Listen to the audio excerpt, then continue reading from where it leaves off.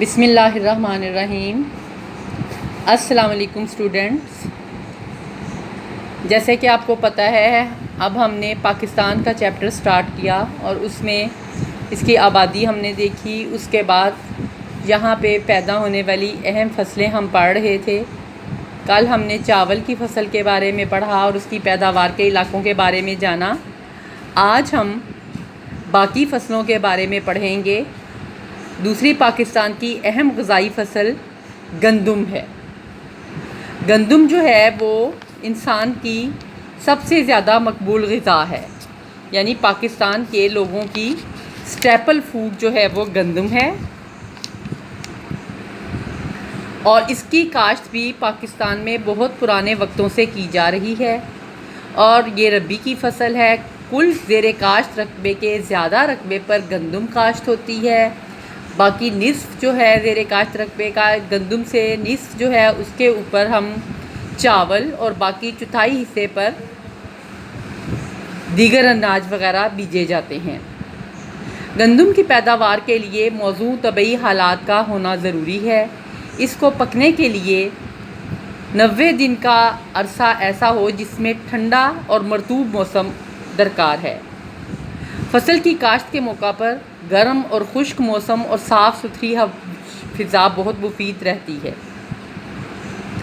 گندم کی فصل کے لیے سالانہ بارش کی مقدار 375 ملی میٹر سے 875 ملی میٹر موزوں ہے۔ پاکستان میں جہاں پہ بارش کی مقدار کم ہے وہاں پہ اس کی کمی کو آبپاشی کے ذریعے جو ہے وہ پورا کیا جاتا ہے۔ گندم مختلف قسم کی مٹی میں پیدا ہوتی ہے، لیکن اس کے لیے زیادہ بہتر مٹی وہ ہے جس میں چکنی مٹی زیادہ ہو اور چاک اور ریت کی بھی ملاوٹ ہو، اور فصل زمین کی زرخیز کے ساتھ ساتھ زمین کی سطح بھی ہموار ہونی چاہیے تاکہ پانی اس کے اوپر آسانی سے بہہ سکے۔ پاکستان میں زیادہ تر گندم کی فصل جو ہے وہ نہری آبپاشی کے علاقوں میں کاشت کی جاتی ہے۔ ملک کے خشک علاقوں میں نہری آبپاشی کی زمینوں اور اس کے علاوہ ایسے علاقوں میں کاشت کی جاتی ہے جہاں موسم خزاں اور موسم گرما میں بارش کافی مقدار میں ہوتی ہو۔ کوٹوار پلیٹو اور پشاور پلین کے میدان میں ایسے علاقے ہیں جن میں اس کا انحصار گندم کی کاشت کا انحصار بالکل بارش پر ہے۔ اگر ہم پاکستان میں گندم کی پیداوار کے علاقے دیکھیں تو صوبوں کے لحاظ سے صوبہ پنجاب میں ملتان، ساہیوال، فیصل آباد، سرگودا، مظفر گڑھ اور جھنگ، صوبہ سندھ میں سکھر، حیدرآباد، نواب شاہ، صوبہ سرحد میں ڈی آئی خان، ڈیرہ اسماعیل خان، پشاور، بنوں اور مردان کے علاقے، اور صوبہ بلوچستان میں نصیر آباد اور خوزدار کے علاقے گندم کی کاشت کے لیے اہم سمجھے جاتے ہیں۔ 1995 اور 96 کے اعداد و شمار کے مطابق پاکستان میں گندم کی کل سالانہ پیداوار 16.907 ملین میٹرک ٹن تھی، اور خشک سالی میں ملکی کھپت کو پوری کرنے کے لیے ہمیں بعض اوقات گندم جو ہے اپنے ملک میں درآمد بھی کرنی پڑتی ہے۔ یعنی ہماری جو ملک میں گندم پیدا ہوتی ہے وہ صرف ہماری اپنی ہی ضروریات کے لیے کافی ہوتی ہے، اور بعض اوقات ایسا ہوتا ہے کہ جب خشک سالی ہو، بارش کی مقدار کم ہو تو پھر یہ ہماری پیداوار ہماری اپنی ضرورت کے لیے بھی ناکافی ہو جاتی ہے۔ اس وجہ سے ہمیں گندم جو ہے وہ کچھ مقدار میں درآمد بھی کرنی پڑتی ہے۔ پھر دوسری اہم فصل پاکستان کی مکئی کی فصل کے لیے زیادہ پانی، خوب دھوپ اور گرم موسم چاہیے۔ ایسی زمین جس کی مٹی بھاری ہو وہاں پہ یہ بہت پھلتی پھولتی ہے۔ اس کی کاشت کے لیے 500 ملی میٹر سے 1500 ملی میٹر سالانہ بارش اور 24 ڈگری سینٹی گریڈ درجہ حرارت اور زرخیز زمین درکار ہے جس کے اوپر سے پانی بہہ نکلے۔ یہ بھی خریف کی فصل ہے۔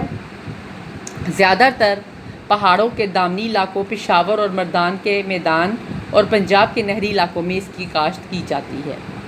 اس کے بعد ہے گنا جو ہے یہ ہماری ایک اہم فصل ہے جس کو زیادہ تر ہمارے ملک میں چینی بنانے کے لیے استعمال کیا جاتا ہے۔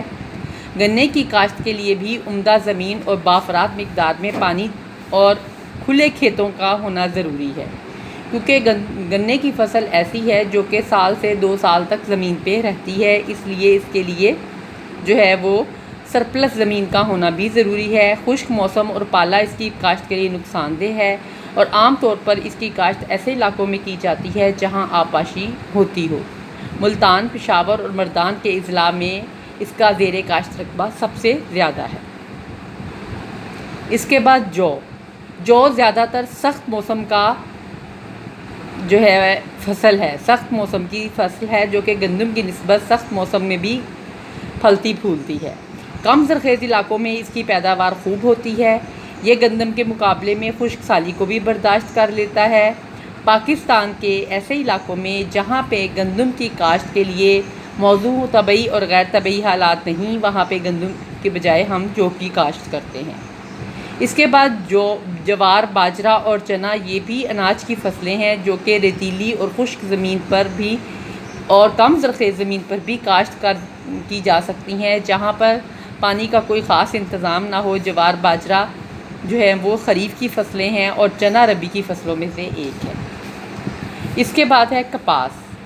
کپاس پاکستان کی ایک اہم نقد آور فصل، یعنی وہ فصل جس کو ہم برآمد کر کے زر مبادلہ کماتے ہیں، وہ فصل ہے، اور یہ موسم خریف کی فصل ہے، اور یہ پاکستان میں دریائے سندھ کی وادیوں میں کاشت کی جاتی ہے۔ اوسط درجے کی مٹی اس کے لیے جو کہ اپنے اندر پانی جمع رکھ سکے بہت موزوں ہے۔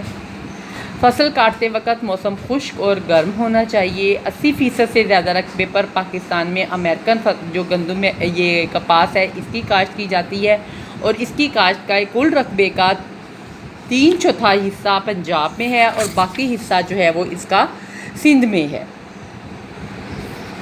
پھر اس کے بعد ہے تمباکو۔ تمباکو جو ہے اس کی کاشت کے لیے زیادہ زرخیز مٹی کی ضرورت ہے، اور یہ عام طور پہ آبپاشی کی مدد سے کاشت کیا جاتا ہے۔ اس کو کافی مقدار میں کھاد کی بھی ضرورت ہے اس فصل کے لیے، اور یوں تھوڑا بہت تمباکو پاکستان میں ہر ضلع میں بیجا جاتا ہے، لیکن خاص طور پر اس کی کاشت چند ایک اضلاع تک محدود ہے، جن میں مردان، صوابی، اٹک، ساہیوال، کلات اور مستونگ میں اعلیٰ قسم کا جو ہے کھانے کا تمباکو کاشت کیا جاتا ہے۔ پھر اس کے علاوہ پاکستان میں اگر آپ دیکھیں تو اللہ تعالیٰ کی مہربانی سے ہر قسم کا پھل تقریباً جو ہے وہ پیدا ہوتا ہے۔ پاکستان کی نیم خشک آب و ہوا میں ترش پھلوں کی کاشت ہوتی ہے۔ ان میں کینو، مالٹا، لیمو زیادہ تر پنجاب کے نہری علاقوں میں پیدا ہوتے ہیں۔ ملتان جو ہے وہ آموں کی پیداوار کے لیے مشہور ہے۔ ملتان، خیرپور اور کلات ڈویژن میں دنیا کے مشہور ترین کھجوروں کے باغات بھی ہیں۔